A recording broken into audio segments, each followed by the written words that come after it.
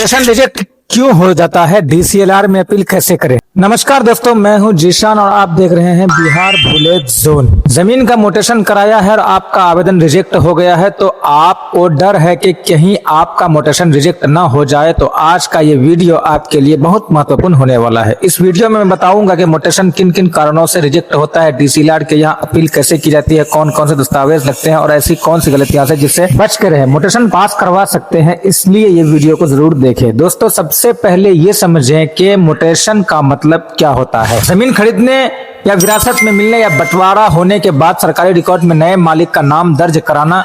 लेकिन कई बार लोग आवेदन कर देते हैं मगर कुछ छोटी सी गलतियों की वजह से उनका आवेदन रिजेक्ट हो जाता है। अब जानते हैं कि आखिर रिजेक्ट क्यों होता है। पहला कारण, गलत दस्तावेज। सबसे बड़ी गलती यही करते हैं कि अधूरे या गलत दस्तावेज अपलोड कर देते हैं, जैसे केवाला साफ नहीं है, रजिस्ट्री अधूरी है, खतियान नहीं लगाया है, एलपीसी नहीं लगाया है जहां आवश्यक हो, पहचान पत्र या आधार कार्ड नहीं लगाया है। ऐसे स्थिति में कर्मचारी रिपोर्ट नेगेटिव दे देता है और आवेदन रिजेक्ट हो सकता है। दूसरा कारण, विक्रेता का नाम रिकॉर्ड में नहीं है। अगर जिसने जमीन बेची है उसका नाम सरकारी रिकॉर्ड में नहीं हो तो मोटेशन रुक सकता है। पहले पुराने मालिक का रिकॉर्ड सही कराना पड़ सकता है। अभी का दौर में ऑनलाइन जमाना हो गया है तो सबसे पहले ऑनलाइन जमाबंदी क्लियर होना बहुत जरूरी है। तीसरा कारण, जमीन विवादित होना। अगर उसी जमीन पर पहले से विवाद चल रहा है, कोर्ट केस, परिवार में झगड़ा, दो लोगों का दावा, पहले से किसी और का मोटेशन तो आवेदन रिजेक्ट होने की संभावना बढ़ जाती है। चौथा कारण, गलत खाता, खेसरा या रकबा। ऑनलाइन आवेदन करते समय लोग कई बार गलत खाता, खेसरा या रकबा भर देते हैं। बाद में कर्मचारी जब जांच करता है तो रिकॉर्ड मैच नहीं करता है और आवेदन रिजेक्ट किया जाता है। पांचवा कारण, एक ही जमीन पर कई आवेदन।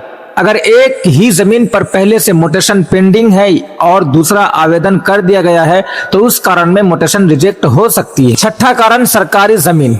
अगर जमीन सरकारी है, गैर मजरूआ है, सड़क है, जमीन है या किसी प्रतिबंध श्रेणी में आती है तो उस सामान्य मोटेशन संभव नहीं होता है। अब सवाल आता है, अगर मोटेशन रिजेक्ट हो जाए तो क्या करें। सबसे बड़ी सवाल ये है, सब किसानों का यही सवाल है कि अगर मोटेशन रिजेक्ट हो जाता है तो केवल मेरा खराब हो गया। ऐसा कोई बात नहीं। रिजेक्ट होने के बाद आपके पास कानूनी रास्ता होता है। आप डीसीएलआर कार्यालय में अपील कर सकते हैं। डीसीएलआर में अपील कैसे कर सकते हैं? सबसे पहले रिजेक्शन ऑर्डर डाउनलोड करें।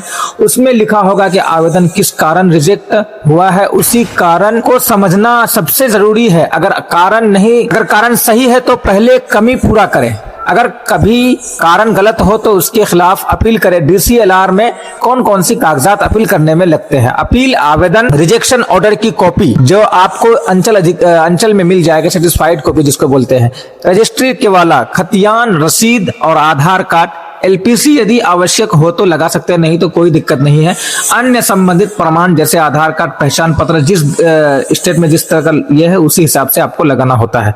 अपील के बाद क्या होता है? डीसीएलआर दोनों पक्षों को नोटिस भेज सकता है, सुनवाई होती है, जरूरत पड़ने पर कर्मचारी से दोबारा जांच भी कराया जाता है। अगर आपका दावा सही पाया गया तो डीसीएलआर पहले वाला आदेश रद्द करके मोटेशन कराने के निर्देश दे सकता है। रिजेक्शन से बचें। अब सबसे महत्वपूर्ण बात है, अगर आप चाहते हैं कि पहली बार में ही मोटेशन पास हो जाए तो ये बातें जरूर ध्यान रखें। आवेदन करने से पहले सभी दस्तावेज जांच ले, खाता, खेसरा और रकबा सही भरे, साफ और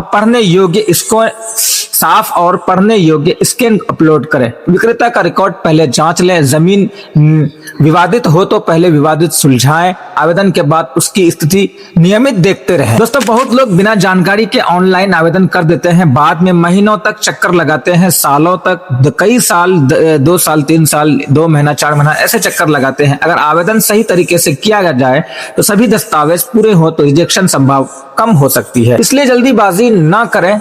तो दोस्तों, आज हमने सीखा कि मोटेशन क्यों रिजेक्ट होता है, किन गलतियों से बचना चाहिए, डीसीएलआर में अपील कैसे की जाती है, कौन कौन से दस्तावेज लगते हैं और पहली बार में मोटेशन पास कराने के लिए क्या सावधानियां रखनी चाहिए। उम्मीद करता हूं कि आज की जानकारी आपके लिए उपयोगी रही होगी। अगर वीडियो पसंद आई हो तो लाइक करें और अपने दोस्तों और परिवार के साथ शेयर करें ताकि किसी का भी मोटेशन सिर्फ जानकारी की कमी से रिजेक्ट ना हो। अगर आप जमीन की नापी, बंटवारा, केवाला, खतियान, परिमार्जन, ऑनलाइन मोटेशन और बिहार भूमि से कोई भी अपडेट चाहते हैं तो हमारे चैनल बिहार बुलेट जोन को सब्सक्राइब करना ना भूलें। मैं हूं जीशान आलम। मिलते हैं नेक्स्ट वीडियो में, तब तक के लिए धन्यवाद।